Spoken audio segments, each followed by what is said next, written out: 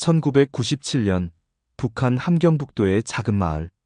이선영이라는 이름의 여성이 살고 있었습니다. 30대 중반의 그녀는 남편과 두 아들, 그리고 시어머니와 함께 살았습니다. 평범한 가정이었습니다. 아니, 북한에서는 평범하다고 말할 수 있는 가정이었죠. 배급이 끊긴 지 이미 몇 년이 지났고 하루하루 굶주림과 싸우며 살아가는 것이 일상이었으니까요. 그의 겨울은 특히 혹독했습니다. 이른바 고난의 행군 시기였죠. 공식적으로는 자연재해와 외부의 경제 봉쇄 때문이라고 했지만 실제로는 체제의 실패가 만들어낸 대기근이었습니다. 거리에는 꽃제비라 불리는 아이들이 넘쳐났고 매일 아침 누군가의 죽음 소식이 들려왔습니다. 선영의 큰아들 준호는 그때 12살이었습니다. 한창 자라야 할 나이였지만 영양실조로 또래보다 훨씬 작았습니다. 동생 준혁이는 9살 배가 고파 울다가 지쳐 잠드는 것이 일상이었죠. 어느 날 선영의 시어머니가 세상을 떠났습니다. 70평생을 살아오신 분이었지만 죽음의 원인은 단순했습니다. 굶어 죽은 것이었습니다. 장례를 치를 힘도 돈도 없었습니다. 그저 마을 뒷산에 얕게 묻는 것이 전부였습니다. 그날 밤 선영은 결심했습니다. 더 이상 이곳에서는 살 수 없다고.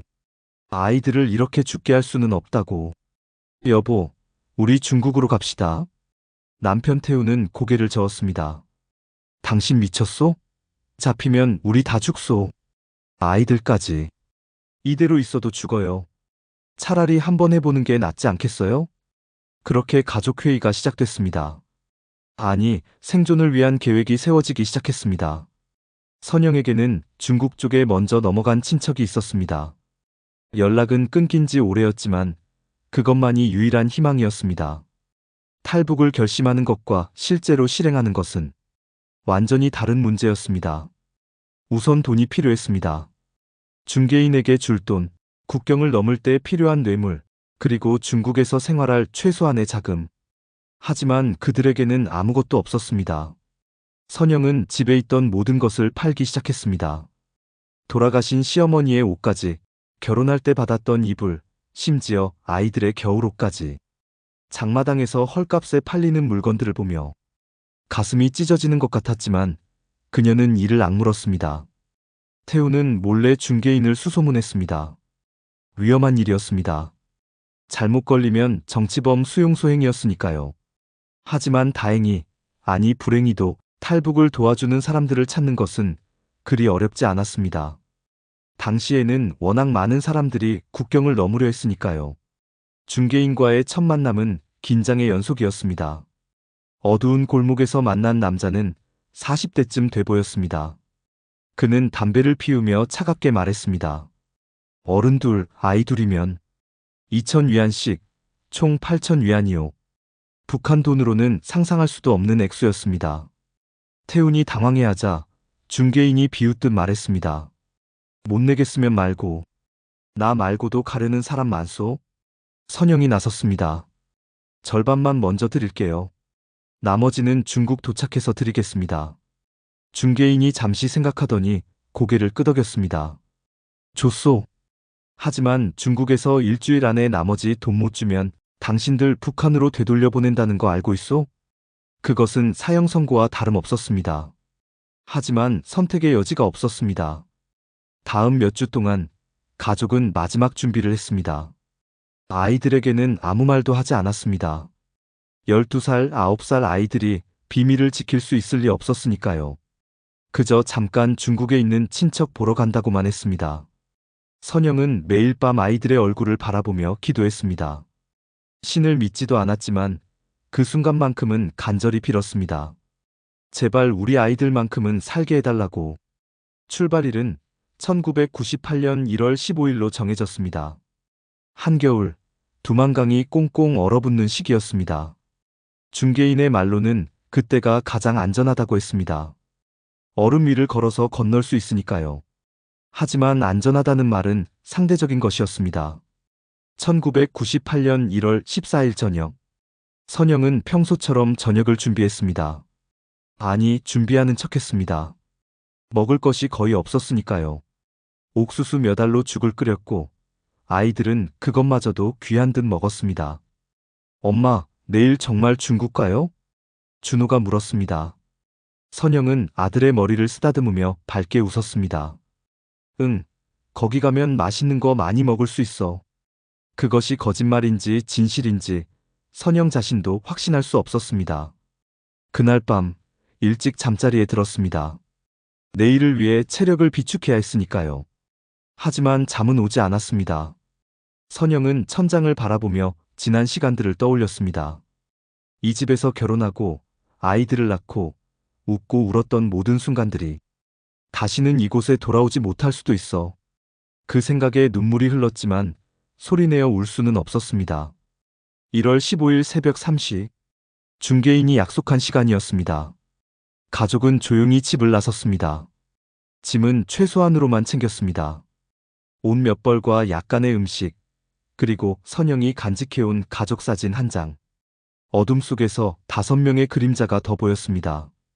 다른 탈북자들이었습니다. 중개인은 한꺼번에 여러 가족을 데려갔습니다.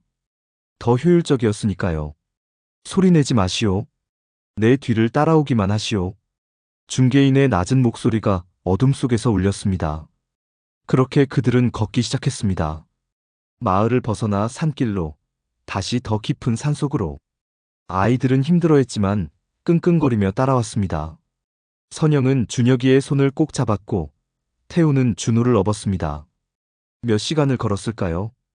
동이 트기 시작할 무렵 그들은 어느 폐가에 도착했습니다. 여기서 쉬시오. 해지면 다시 출발할 거요. 긴 하루가 시작되었습니다. 폐가는 춥고 습했습니다. 하지만 불을 피울 수도 없었습니다. 연기가 나면 발각될 수 있었으니까요. 그들은 서로를 껴안으며 추위를 견뎠습니다. 오후가 되자 한 여자가 아이와 함께 도착했습니다. 늦게 합류한 탈북자였습니다. 여자는 수척했고 아이는 겨우 5살쯤 돼 보였습니다. 선영은 그 여자를 보며 자신의 모습을 보는 것 같았습니다. 해가 지자 다시 이동이 시작됐습니다. 이번에는 더 위험한 구간이었습니다. 국경 근처의 마을을 지나야 했으니까요. 중개인은 더욱 조심스러워졌습니다. 절대 소리내지 마시오. 보초가 있어. 그들은 숨을 죽이며 어둠 속을 이동했습니다. 멀리서 개 짖는 소리가 들렸고 누군가의 목소리도 들렸습니다. 심장이 터질 것 같았습니다. 1시간쯤 지났을까? 갑자기 중개인이 손을 들어 정지 신호를 보냈습니다. 멀지 않은 곳에서 손전등 불빛이 보였습니다. 순찰대였습니다. 모두가 땅에 엎드렸습니다. 아이들은 숨소리조차 내지 않으려고 입을 막았습니다. 준혁이가 떨고 있었고 선영은 아들을 꽉 안았습니다. 불빛이 점점 가까워졌습니다. 10m, 5m. 선영은 기도했습니다. 제발, 제발. 그때였습니다. 멀리서 다른 소리가 들렸습니다. 순찰대가 방향을 바꿔 그쪽으로 갔습니다. 나중에 안 사실이지만 중개인의 동료가 일부러 소리를 낸 것이었습니다. 위기를 넘긴 그들은 다시 조심스럽게 움직였습니다. 그리고 드디어 새벽 1시쯤 두만강이 보이기 시작했습니다. 두만강. 얼어붙은 강은 달빛을 받아 은빛으로 빛났습니다. 아름다웠습니다. 하지만 그 아름다움 뒤에는 죽음이 도사리고 있었습니다. 중개인이 강을 살폈습니다. 얼음이 두껍소. 건널 수 있을 거요. 하지만 뛰면 안 돼요. 절대로. 천천히 소리 없이 걸어야 하오. 그는 잠시 멈추더니 덧붙였습니다. 그리고 만약 총소리가 들리면 각자 알아서 하시오. 나도 당신들을 구할 수 없소. 냉혹한 말이었지만 그것이 현실이었습니다. 첫 번째 그룹이 먼저 출발했습니다. 3명의 성인이었습니다. 그들은 조심조심 얼음 위를 걸었습니다. 선영은 숨을 죽이고 지켜봤습니다. 10m, 20m, 50m. 그들이 반쯤 갔을 때 총성이 울렸습니다. 탕, 탕, 탕. 선영의 심장이 멎는 것 같았습니다. 하지만 총알은 빗나갔습니다. 첫 번째 그룹은 공포에 질려 뛰기 시작했고 기적적으로 중국 쪽에 도착했습니다. 빨리, 지금 가야 하오. 중개인이 재촉했습니다. 보초가 지원을 부를 것이 분명했습니다. 선영의 가족 차례였습니다.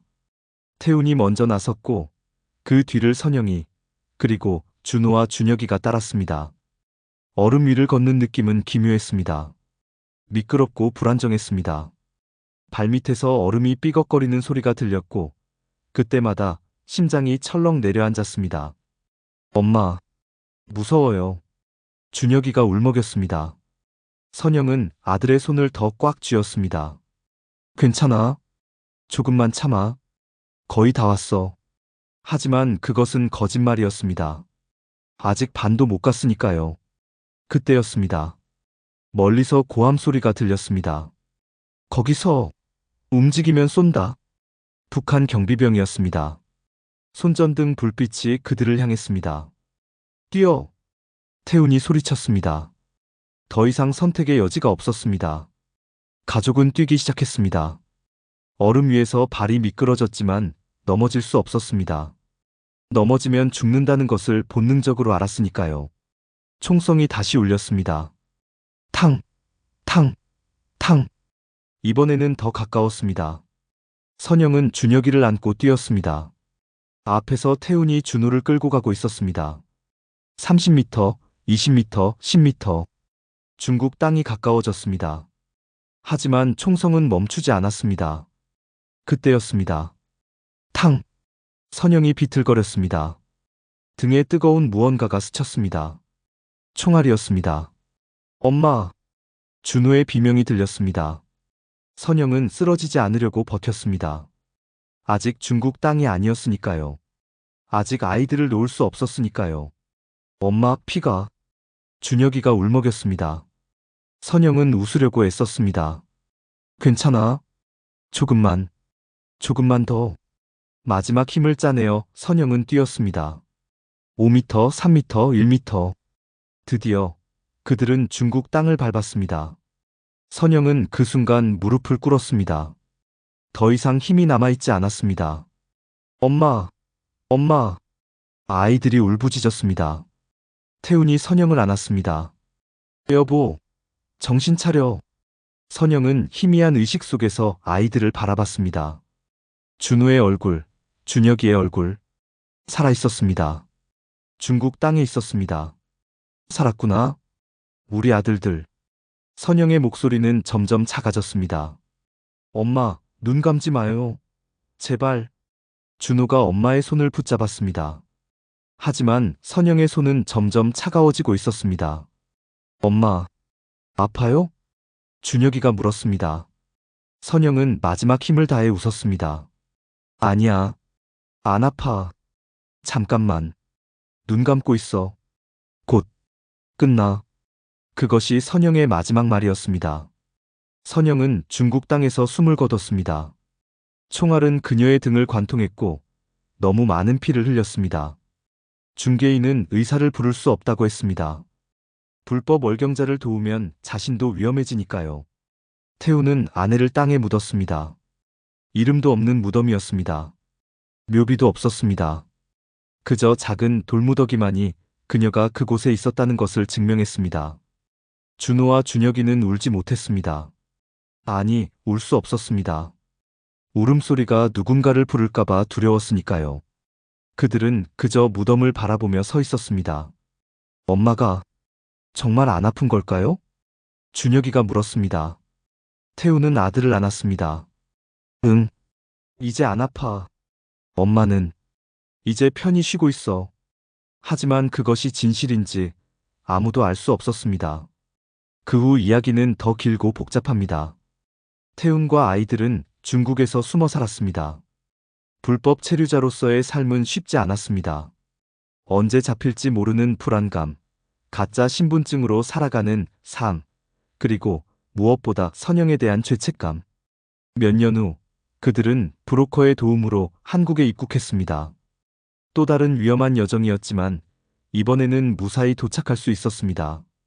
한국에서의 삶도 쉽지 않았습니다. 낯선 문화, 다른 말투, 차별의 시선들. 하지만 그들은 살아남았습니다. 선영이 목숨을 걸고 지켜준 그 생명을 헛되이 하지 않기 위해 준호는 지금 30대 중반이 되었습니다. 그는 작은 식당을 운영하며 살아갑니다. 준혁이는 대학을 졸업하고 회사에 다닙니다. 태우는 이제 60대가 되었고 요즘은 손자를 보는 즐거움으로 살아갑니다. 하지만 그들은 잊지 않습니다. 그날 밤 두만강 얼음 위에서 있었던 일을, 총성이 울리던 그 순간을, 그리고 엄마의 마지막 말을. 잠깐만 눈 감고 있어. 곧 끝나. 준호는 때때로 꿈을 꿉니다. 엄마가 나오는 꿈입니다. 그 꿈 속에서 엄마는 여전히 젊고 웃고 있습니다. 그리고 말합니다. 잘 살고 있구나. 엄마 자랑스럽다. 준호는 그 꿈에서 깰 때마다 울었습니다. 어른이 된 지금도 그는 여전히 엄마가 그립습니다. 이것이 한탈북 가족의 이야기입니다. 지금 이 순간에도 어딘가에서 누군가는 국경을 넘고 있을지도 모릅니다. 총성이 울리는 강을 건너고 목숨을 걸고 자유를 향해 가고 있을지도 모릅니다. 우리가 당연하게 누리는 자유가 누군가에게는 목숨을 걸어야만 얻을 수 있는 것이라는 사실. 우리가 쉽게 건너는 강이 누군가에게는 죽음의 강이라는 사실. 선영은 그 강을 건넜습니다. 아이들을 위해서. 그리고 그녀의 희생은 헛되지 않았습니다. 준호와 준혁이는 지금 자유로운 땅에서 엄마가 꿈꿨던 그 삶을 살아가고 있으니까요. 오늘 이야기가 여러분의 마음에 남았기를 바랍니다. 그리고 우리가 누리는 자유에 대해 한 번쯤 생각해보는 시간이 되었기를 바랍니다.